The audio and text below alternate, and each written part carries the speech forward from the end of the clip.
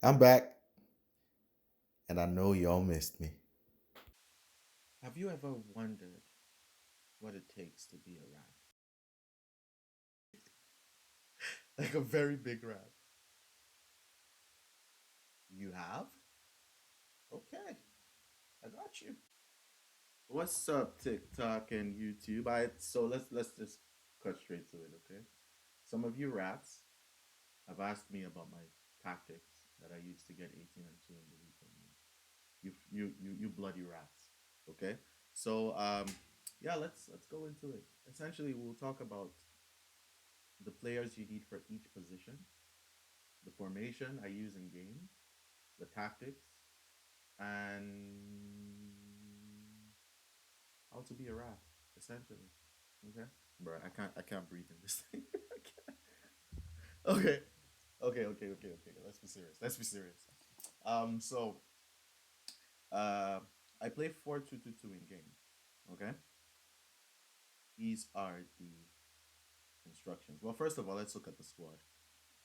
It looks exactly as it is in 4-2-2-2. So Jarzinho is in the right attacking mid, Ginola is in the left attacking mid. Okay, so we can actually envision it exactly as it is.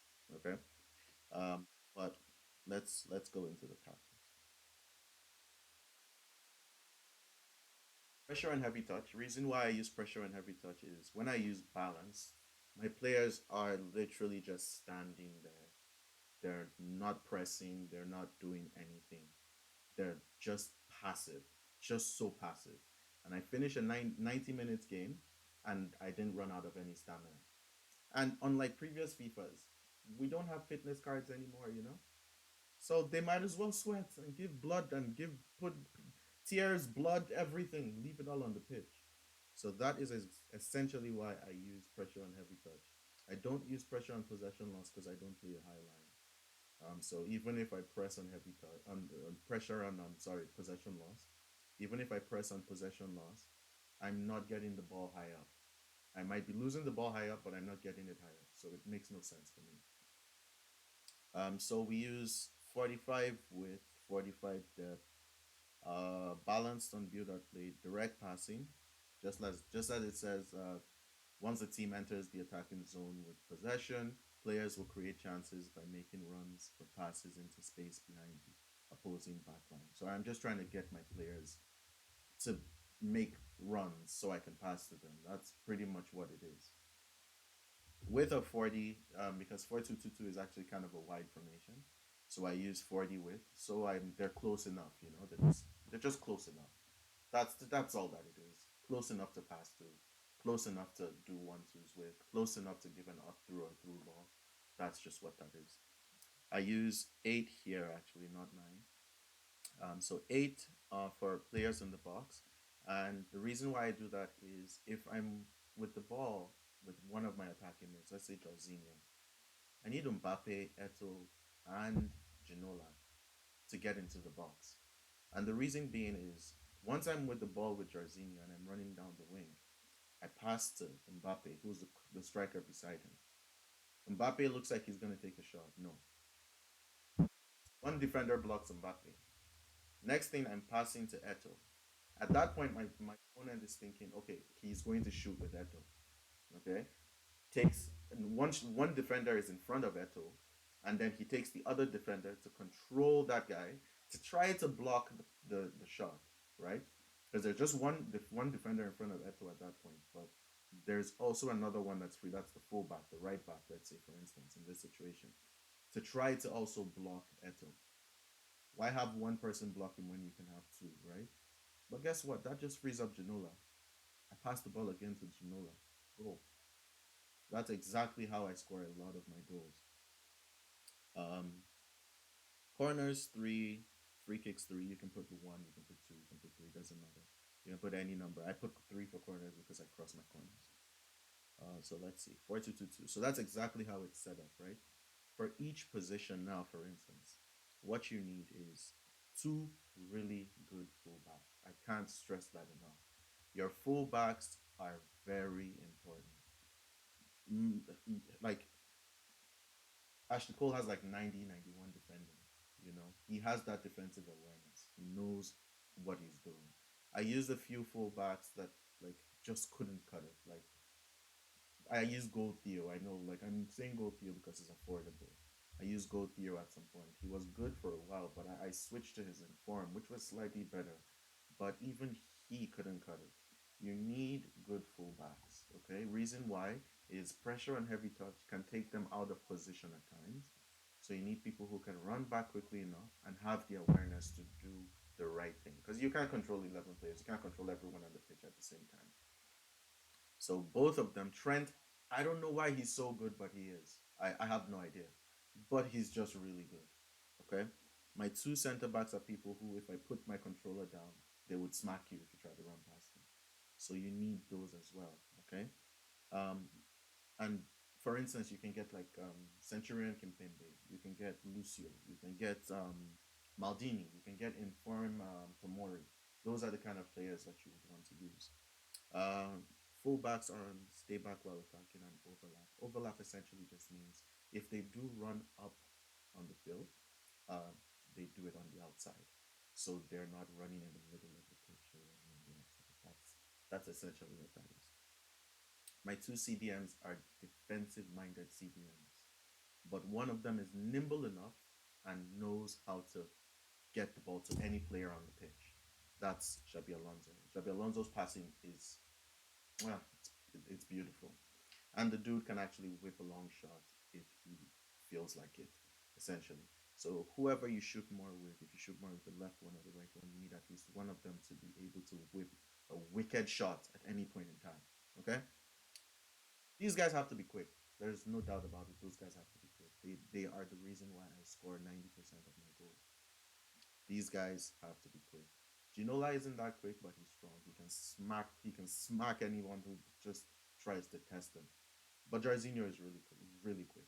Okay, these two guys also have to be quick, and they have to be people who, once they see the net, it's a goal. Eto is that guy for me.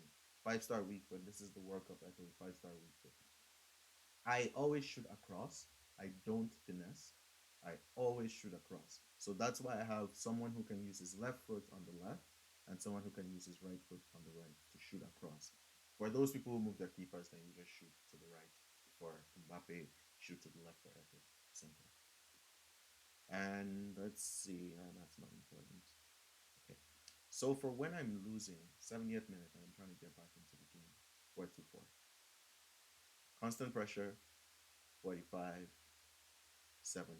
Constant pressure for obvious reasons. Everyone press. We're losing. The house is on fire. We need something. Balance on the build up play. Direct passing on the chance creation. 50 on the width. Players in the box. Just 6 as opposed to 8. Reason why I use this is because we're pressing. You know, right now everyone is pressing. Everyone's up on the field. You know, I need some people outside of the box to say if I lose the ball. I need some people outside of the box to control to get back into my defense. Essentially, that's why that is.